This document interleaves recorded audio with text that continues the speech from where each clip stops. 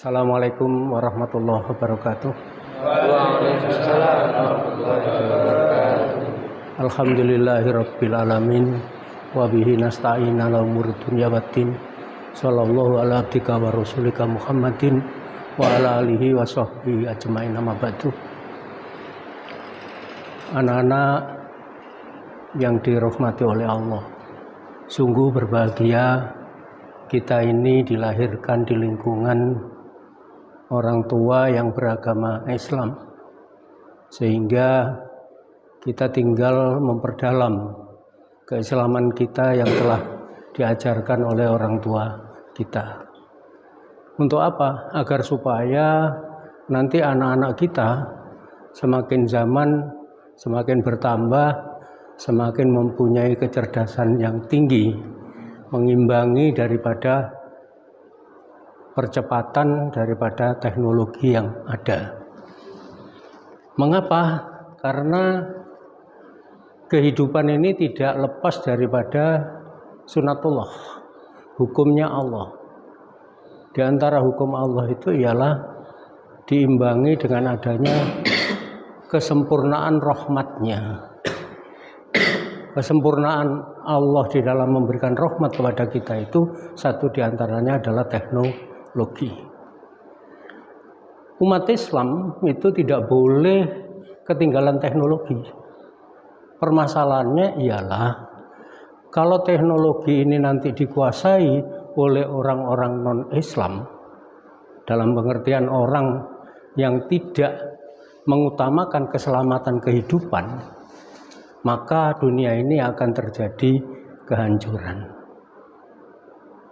Jadi kalau kita yang memiliki teknologi yang sepadan, kita bisa menerjemahkan daripada firman-firman Allah yang di dalam Al-Quran, yang isinya dengan teknologi itulah sesungguhnya akan ditebarkan kasih sayang. Itu. Beruntung sekali kita ini sebagai umat Rasulullah Shallallahu Alaihi Wasallam. Rasulullah ini mempunyai misi adalah akhlakul karimah. Innama bu'istu liutamima makarimal akhlak. Jadi Rasulullah itu tidak diutus ke dunia ini melainkan untuk membaguskan akhlak. Gitu. Kalau kita runut mulai dari Nabi Adam sampai kepada Nabi Muhammad, itu ada perjuangan inti. Jadi dari Nabi Adam sampai dengan Nabi Ibrahim, ya, itu adalah merupakan perjuangan manusia di dalam menegakkan tauhid, keesaan Allah. Tetapi berikutnya, ketika keesaan Allah itu sudah permanen, artinya kesempurnaan pemahaman yang diperjuangkan Ibrahim itu bisa diterima oleh masyarakat umum, maka berangsur-angsur terjadi penurunan. Penurunan inilah yang menyebabkan akhirnya terjadi kerusakan moral. Gitu. Kita ikuti saja setelah Nabi Ibrahim ada beberapa raja yang sifatnya sewenang-wenang atau tidak beradab terhadap rakyatnya. Disitulah lalu apa yang menyebabkan perbuatan itu ternyata itu adalah di masalah akhlak. Kita selaku umat Islam hendaknya mampu menyerap apa yang dilambangkan Allah dalam sholat. Dalam sholat itu ada sholawat yang ditujukan kepada Nabi Muhammad dan Nabi Ibrahim. Ya benar? Kita harus tahu mengapa di sholat itu kita bersolawat kepada Nabi Muhammad dan Nabi Ibrahim, kok tidak kepada Nabi yang lain.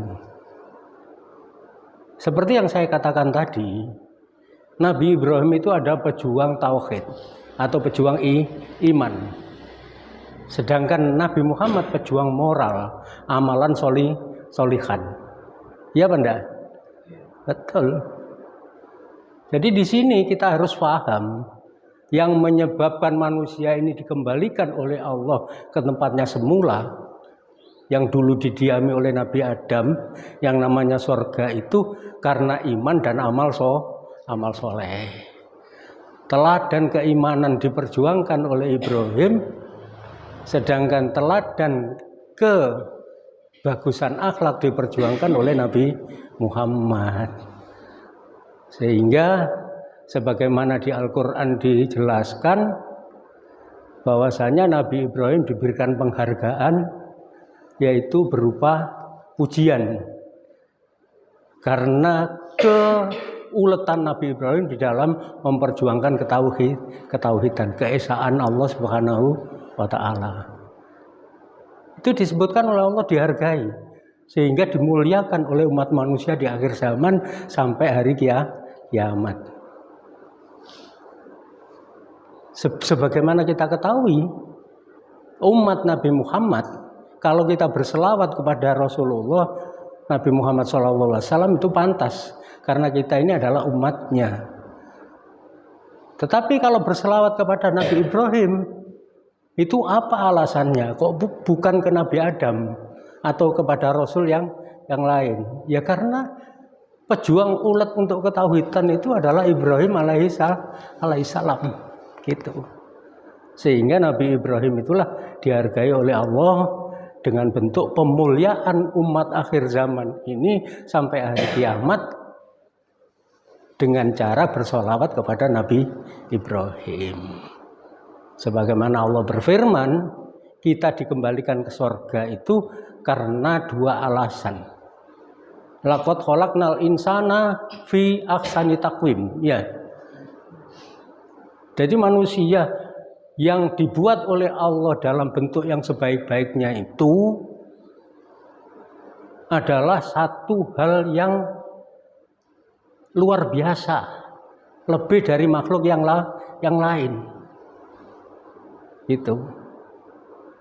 Sehingga kalau manusia itu mampu menjaga harkat kemanusiaannya, intinya adalah iman dan amal soleh, maka dia itu akan dikembalikan ke surga. Setelah hidup di dunia ini akan dikembalikan ke surga. Kenapa? Manusia yang dibuat yang sebaik-baiknya ini, kalau tidak menjaga martabatnya selaku manusia, itu akan ditaruh di tempat yang serendah-rendahnya. Summa radatna hu asfalasa filin, yang pada akhirnya akan aku kembalikan kepada tempat yang serendah-rendahnya. Illal ladzina amanu wa amilus sholihat, kecuali mereka yang beriman dan beramal soleh. Keimanan umat Islam akhir zaman ini yang menanamkan pertama kali dalam bentuk yang universal itu adalah Ibrahim alaihissalam. Gitu. Sebelumnya hanya bersifat apa? Kesukuan. Satu tempat yang lain dan sebagainya sesuai dengan milieu itu. Tetapi ketika masa Nabi Ibrahim itulah akhirnya diperjuangkan keimanan yang sifatnya tauhid atau mengisahkan Allah itu mencapai klimaks, mencapai titik yang tertinggi. Terbukti setelah itu tidak ada ajaran keimanan yang melebihi daripada ajaran Ibrahim alaihissalam. Sampai kepada akhir zaman ya tetap yang diturunkan kepada Nabi Ibrahim alaihissalam. Nabi Muhammad melanjutkan, tetapi Nabi Muhammad diberi beban lebih, yaitu untuk membaguskan akhlak manusia.